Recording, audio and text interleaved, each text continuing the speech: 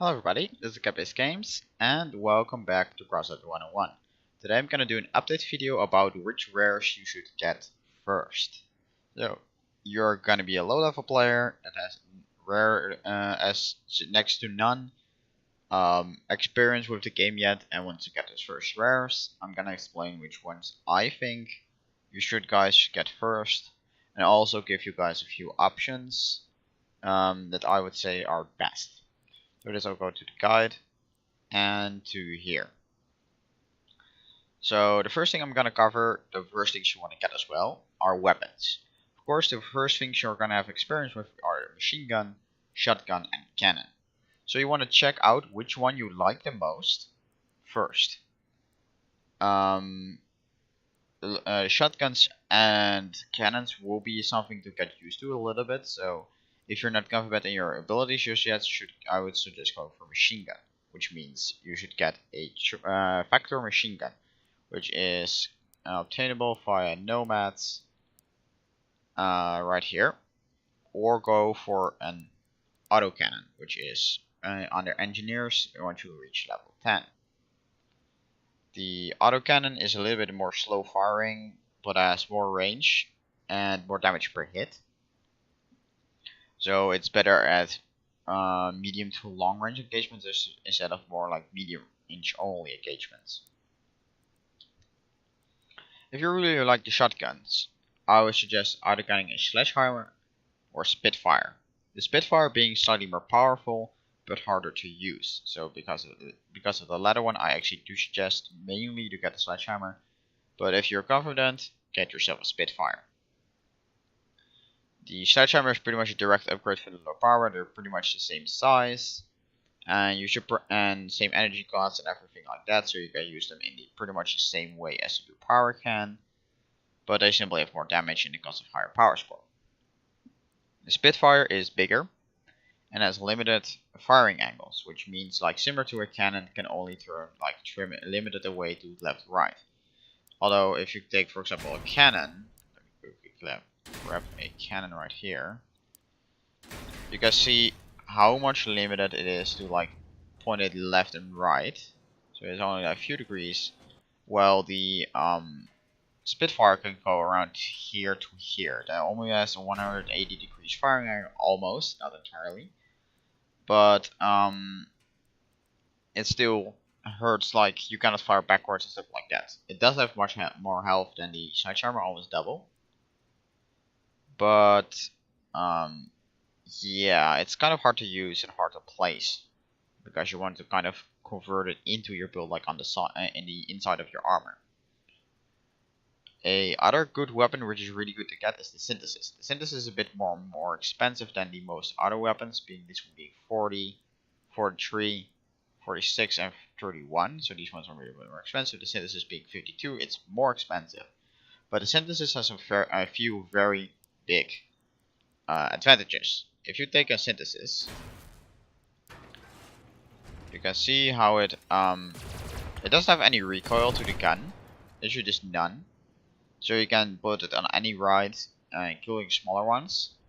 It's not heat or ammo based as of now, so you can actually, if you want, you can actually just equip these without the need of taking any support modules, such like coolers or radiators, or like the Powerful Engine Mark II for reloads on there, or ammo packs. You don't need any of that stuff, so it's a really cheap one to do. It's only the initial investment, and you do not need to upgrade it any further. If you want to go into the long range engagements mainly, I either suggest again getting the Rapier, which is a really good all-round option, or a Judge 76 cannon. You can get the Little Boy, but the Little Boy isn't that much of an upgrade to the Avenger in terms of damage, but only because it can turn around and fire in 360 degrees, and has like a health upgrade, than it has in terms of damage. The Judge is the one that you want to do if you want to go for damage. The Judge is pretty much a bigger, stronger version of the Avenger, while the Little Boy is fairly different, so you have to get used to it as well. Also, you have to take into consideration that turret cannons are less accurate than normal cannons. Because of that, they're more suited for medium range, heavy hitting engagements than for like long range sniping.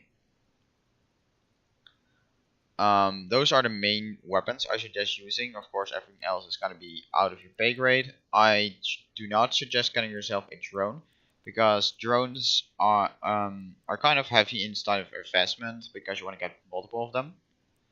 Wasp is something you want to get later. You first want to get a better cabin and a better generator before that. And the melee weapons, especially explosive spear, are just very expensive to wield. I mean, an explosive sphere only uses 1 energy, but if you want to be effective with it, you're gonna need at least 4.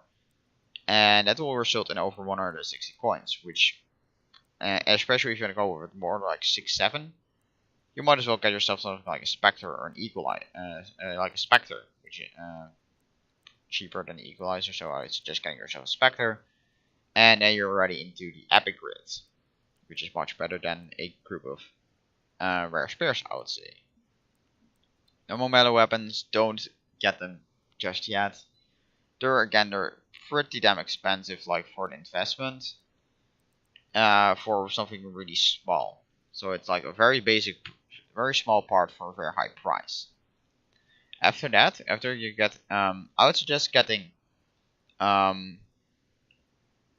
like either 2 vectors, 2 sledgehammers, or 2 rapiers, or 2 synthesis, or 1 judge, or 1 little boy, and then just go on to the next thing first. First thing I would suggest getting is reserve a hazardous generator. The hazardous generator can be made under the nomads manufacturing place right here. You do need a decent level. I think you're gonna need level 4 for it, but it adds 2 energy and it's very compact and it's not very heavy. So it's, in my opinion, the perfect rare generator, and it's really an important part to get. Another part I suggest getting, if your guys are interested in getting more money, is the fuel tank. The fuel tank is craftable under factions engineers, right here. And it is a small fuel barrel, which allows you to obtain fuel, of course, but you can give both this one and the fuel tank. The fuel barrel only gives 5, while the tank gives 10 per match. The tank is very large though, it's 6 by 2 by 2, so it's the same size as something like a gas generator. So you do have to watch out for that. But if you take both that one and the fuel barrel, you can get 15 fuel per match, as long as of course you survive. Anyway, after you got those 2 parts, you want to go towards cabins. Now you got 2 options. You either go save some money, or you're gonna craft them yourself.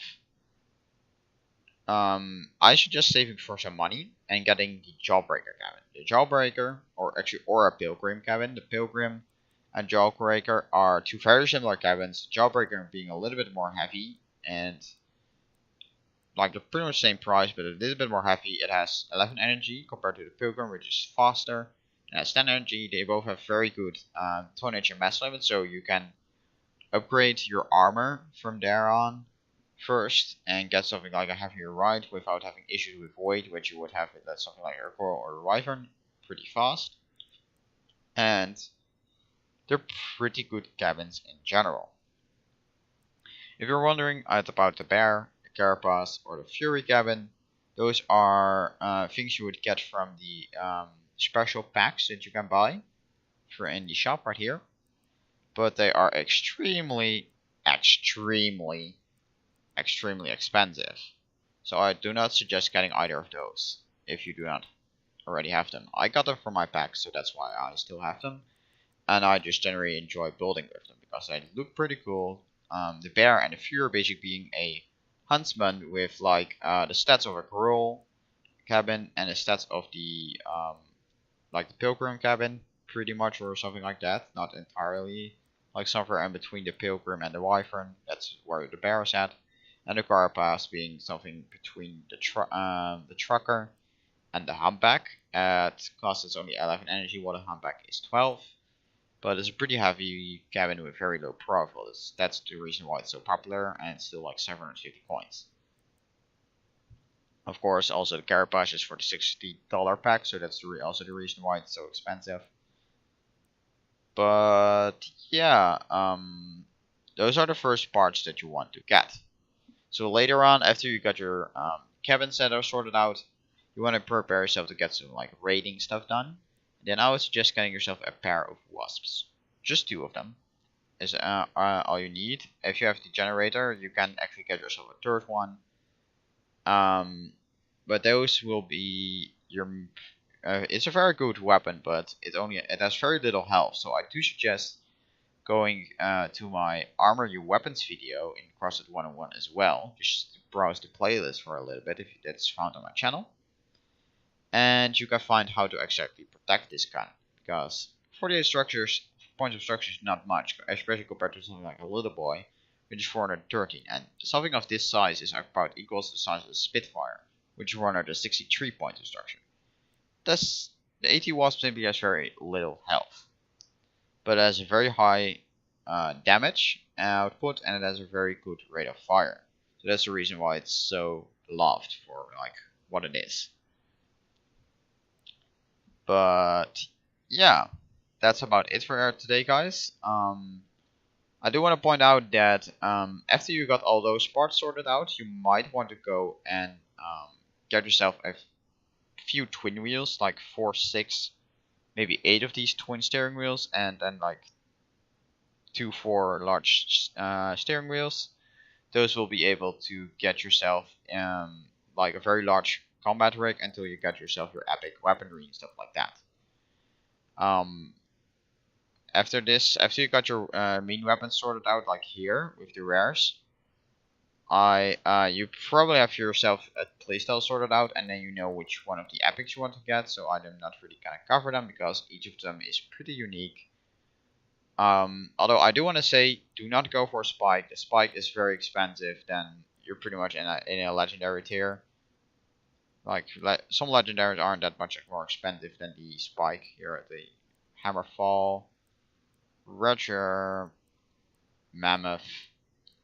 Actually, these ones are a bit more expensive here. But yeah, the Hammerfall isn't that much more expensive than the spike. The spike being the Nechty event weapon that's only there because of that. It's really rare, so do not try to get it anytime soon. Anyway, thank you guys all for watching, and I will see you guys all later. Bye bye.